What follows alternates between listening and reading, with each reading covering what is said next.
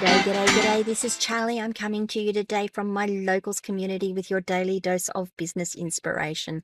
Come on over and join me at askcharlieleetham.locals.com. You can join the community for free. You can become a supporter to be able to add to the conversations, create your own conversations, and gain supporter-only content.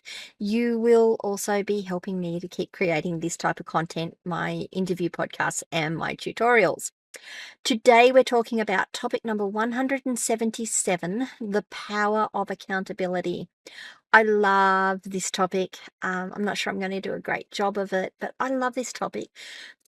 Personal accountability for me is a big thing. I like to take responsibility, accountability for my actions, for my behaviors, and become a better person because of it. Become a better tech, become a better business person, become a better person just generally because of it.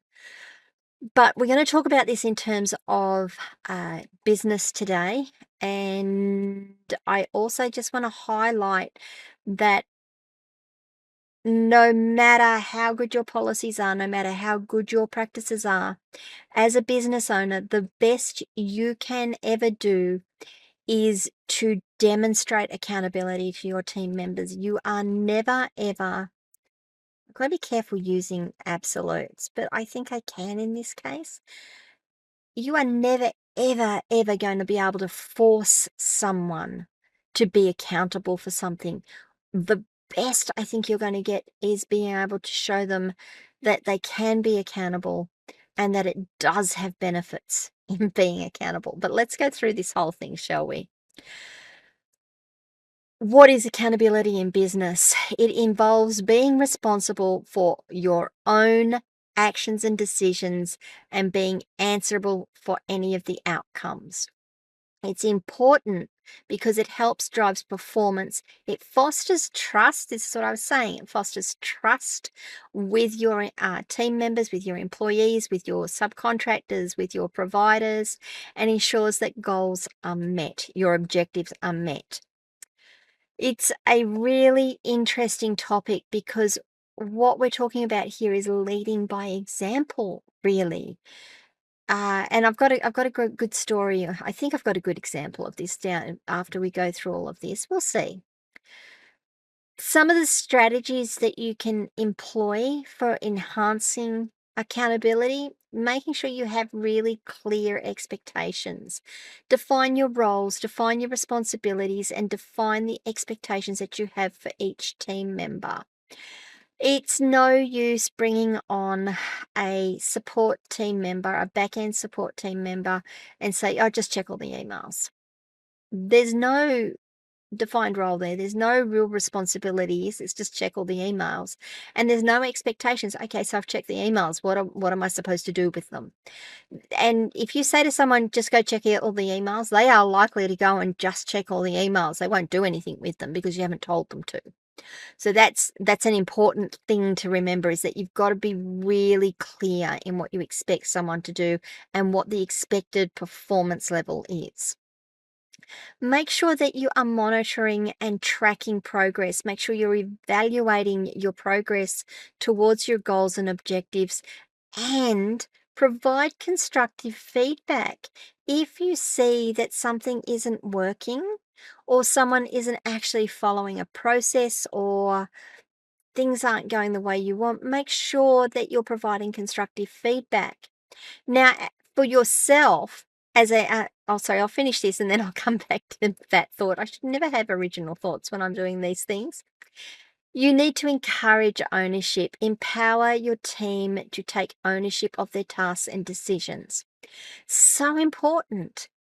Now, as I said, you're not ever going to be able to force someone down this path. You are going to have to demonstrate it. So, one of the things, and again, as with most things, I am not an expert in these things. These are things that I practice. These are things that I work on. There are some things I do better than others, but everything is a improvement point for me. I can get in and do all these things and follow these practices and improve myself.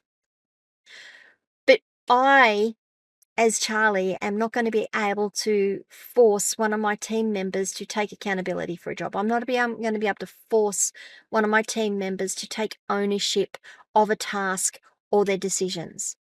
They can make decisions. They can be wrong decisions. They can cost me money. They can be so very wrong. And they'll say, well, you told me to do that. And yeah. So the best I can do, and it is the best thing I can do, is to demonstrate this myself. I do that by putting into chat, hey guys, I'm working on this today. These are the things. If something goes wrong, like, hey, just funny thing. This is what just happened. This is how I'm handling it. This is what we're going to do. I need some help here. Who's willing to give me a hand with this task here? Or I need you, person Y, to do this thing for me so that we can fix this problem that I created. And I do that. I'm like, guys, I messed up. I messed up severely. Or that didn't work quite as well as I thought it was going to. Can I get a hand to fix it up? And as soon as I start doing that and showing vulnerability, that my team starts to kick into that and they start to do the same thing. So once I start modeling it, they start modeling it. What is the benefits of a culture of accountability? Your improved performance.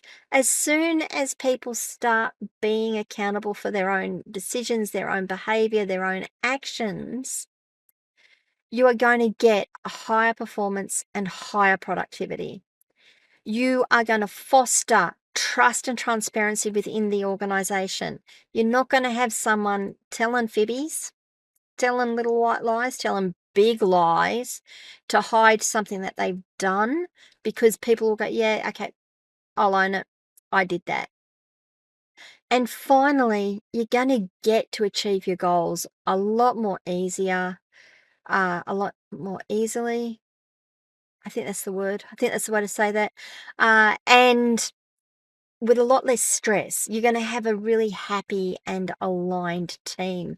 Now, I want to talk about an example because I can sit here and bang on about all of this stuff and it means nothing. Let me give you an example. So, Atlassian, most of us probably know Atlassian. They're a software company that have the popular tools Jira and Confluence. And they've got a no blame culture, and they've used that to enhance their innovation and productivity. It encourages their people to take responsibility for their actions without fear of retribution. Isn't that an interesting thing? It promotes openness and honesty in the workplace, and it eliminates fear associated with admitting mistakes. Such a powerful thing. If you can create an environment where people can make mistakes and not feel that they're going to be hung out to dry for it, you can achieve some big successes. Atlassian is a great example of that. Uh, if your employees feel, or your team members feel, that they can experiment, that they can actually fail at something so that they can learn and continuously improve, isn't that a better thing for you than one that tries to get it right all the time and is afraid to try things, which then slows everything down, or in some cases actually impedes progress because they don't want to try it because they might break something and you might get angry at them? I think that's an amazing thing. I did have a thought on that and I can't remember what it was. So there you go. Alrighty, so let's talk. So what do you think about accountability? How has it worked for you? Do you practice accountability for yourself? Do you stand up and say to your employees, I messed up? Do you stand up or your team members and say, hey guys, I've got a problem, I need help? That's another part of being accountable, is saying, I need help. Who can help me? I have actually said to my team, hey guys, I need to get this done. I don't even know where to start. Do you know anyone we can reach out to that I can talk to and maybe pay a few dollars to get to come along and give us a hand or give us a talk on it about how we can do it? That was the other thing. In terms of, making things accountable, helping you helping your people be accountable. I set up development environments. I set up environments, sandboxes, that's the word, where they can go and play. They can make mistakes. If they blow up a sandbox, I'll just create it again for them. It's not a problem. They can go and test it though. They can play with things. They can put things into practice and see whether that's going to work or that's not going to work. They can generate their own level of security, assurance that something they're going to try isn't going to be so bad. It's not going to cause too many problems. And even when it gets like, if they've done that and then they get it into production and it still fails, okay, that's fine. You tried it, and that's what I wanted to see. I wanted to see you getting out there, and you did all the testing. You tested all the hypotheses. Still failed. Oh well, we'll recover it and we'll work out why it happened. You've learned something though. What you might have learned, we don't know yet. We'll work that out. Anyway, what do you guys think? I sort of rabbited there a bit. What do you guys think? Tell me about being accountable. Tell me about your challenges with being accountable. How can we help you learn that particular skill within your business? Come across to Locals. Ask Charly Leetham locals.com. Join our conversation there. You'll need to be a supporter. You can join the conversation there and we can take it to the next level. Apart from that, remember to like this video, subscribe to my channel, ring the notification bell so that you find out when we drop more content. Please leave a review if you can, and maybe share this content with someone else who will benefit from it. Tomorrow we are talking about cultivating curiosity and creativity. Very, very aligned topic to what we spoke about today. Topic number 178 tomorrow.